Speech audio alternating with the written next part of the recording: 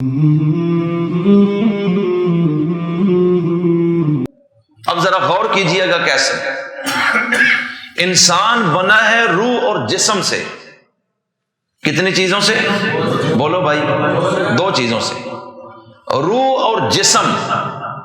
اگر جسم جدا ہو، روح الگ ہو جائے تو روح کو انسان نہیں کہتے، روح کہتے ہیں. اور اگر روح الگ ہو اور جسم الگ ہو تو جسم کو میت کہتے ہیں، انسان پھر نہیں کہتے. روح اور جسم دونوں مل جائیں، اللہ کا قانون ان پر لاگو ہو جاتا ہے، مکلف بن جاتے ہیں. اور جسم اور روح دونوں میں اصل روح ہے. کیا ہے؟ اس لیے کہ روح ہے تو شیطان بھی تب بھی اس کو ورگلانے کی کوشش کرتا ہے. روح نکل جائے تو ابلیس بھی اس جسم کا پیچھا نہیں کرتا. اور اگر روح اس کے اندر ہے تو اللہ حکم دیتا ہے کہ یہ کام کر اور یہ نہ کر. اور اگر روح نکل گئی تو جسم پر کوئی حکم الہی لاگو نہیں ہوتا. تو معلوم یہ ہوتا ہے کہ روح اور جسم میں بھی اصل کیا چیز ہے؟ زور سے بولیے. روح ہے. تو ہم اپنے جسم کو بنانے اور بچانے کے لیے سارا کچھ کر رہے ہیں. بعض لوگ جسم سنوارنے کے لیے اور بعض اپنے جسم کو بیماریوں سے بچانے کے لیے محنت ہے. تو جو روح ہے اسی طرح روح کو بھی کچھ چیزوں سے بچانا ہے اور کچھ خوبیاں ہیں جو روح میں داخل کرنی ہے. تو یہ انسان تب اصل میں کامیابی کی طرف پہنچے گا. اگر جسم اس کا ٹیپ ٹاپ میں ہو، بیماریوں سے محفوظ ہو، لیکن روح خراب ہو جائے تو اس کو کوئی فائدہ نہیں. اگر روح اس کی اچھی ہو جائے اور ظاہراً دنیا میں جسم پہ بیماریاں بھی آ گئیں تو یہ وقتی طور پہ دنیا میں پریشان ہے، لیکن آخرت اس کی کمال کی ہو جائے گی. تو اللہ تعالیٰ یہ فرماتا ہے کہ یہ بات سنو، ہم نے جو روزے فرض کیے اس لیے کیے کہ تمہیں ہم متقی بنانا چاہتے ہیں. تو یا اللہ تقویٰ کیسے آئے گا؟ تقویٰ کہتے کسے ہیں؟ یہاں ایک بات عرض کر دوں پہلے. امیر المومنین سیدنا عمر بن خطاب رضی اللہ عنہ نے غالباً صحابی رسول حضرت ابی بن کعب سے یہ سوال کیا کہ آپ مجھے بتائیں کہ تقویٰ کسے کہتے ہیں؟ اللہ تعالیٰ قرآن میں کہتا ہے ھدی للمتقین، یہ قرآن تقوی والوں کے لیے ہدایت ہے. اللہ جنت کے بارے میں کہتا ہے اعدت للمتقین، کہ یہ تقوی والوں کے لیے بنائی گئی ہے. اللہ تعالیٰ تقوی والوں کے بارے میں کہتا ہے کہ اللہ ان سے محبت کرتا ہے. اللہ تعالیٰ تقوی کا بار بار ذکر کرتا ہے. یہ تقوی چیز کیا ہے؟ تو حضرت ابی بن کعب نے جواب دیا، کہا کہ آپ کبھی پگ ڈنڈی سے گزریں، یعنی ایسا راستہ کہ جو ہماری زبان میں بننا کہتے ہیں اسے، اس طرح کا راستہ جو بہت مختصر ہو اور دونوں طرف جھاڑیاں ہوں اور کانٹے ہوں، اور آپ نے اس سے گزر کر آگے جانا ہو، تو کبھی ایسے راستے سے گزریں؟ انہوں نے کہا بالکل گزرا ہوں.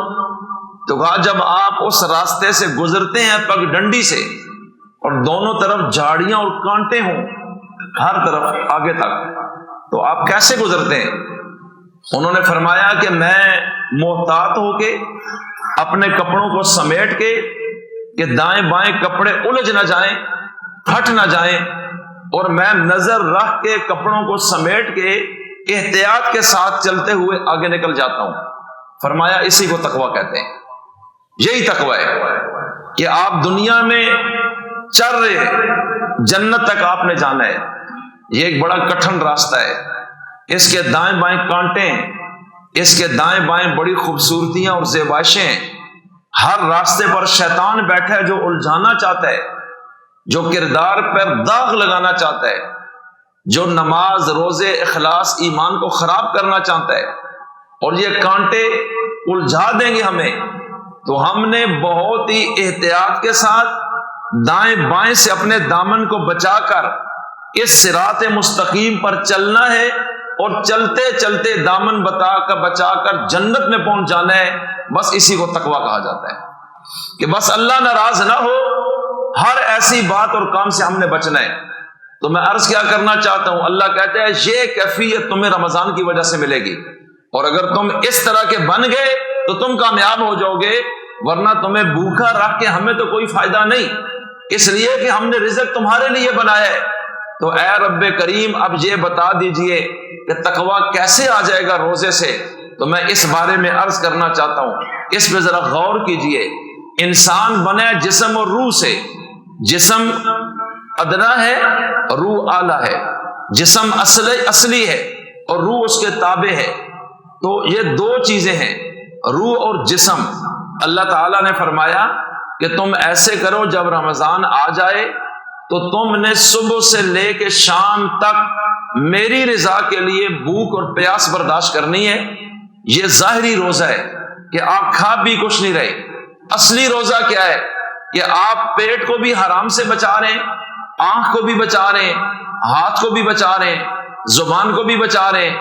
ایک ایک عضو کا آپ نے روزہ رکھا ہے کہ میں زبان سے جھوٹ نہیں بولوں گا، گالی نہیں دوں گا، آنکھ کو غلط طرف نہیں اٹھاؤں گا، پاؤں غلط راستے کی طرف نہیں اٹھاؤں گا، میں نے گانے نہیں سننے، میں نے کانوں کا غلط استعمال نہیں کرنا، میں نے غیبت نہ کرنی ہے نہ سننی ہے، میں نے اپنے دل کو نفرت، انتقام کے جذبے، حسد اور کینے سے بچانا ہے، میں نے فوکس کرنا ہے اخلاص کے ساتھ کہ میں اللہ تک پہنچ جاؤں، میں نے دائیں بائیں الجھنا نہیں ہے۔ تو کہا جب تم نے روزہ رکھا تو جس طرح انسان دو چیزوں سے بنا ہے، جسم اور روح سے، اسی طرح انسان کے دشمن بھی دو ہیں ہر انسان کے۔ ایک دشمن وہ ہے جو باہر ہے جسم سے، جسے ابلیس اور شیطان کہا جاتا ہے، اور ایک انسان کا دشمن اس کے اندر ہے اور وہ اس کا نفس ہے۔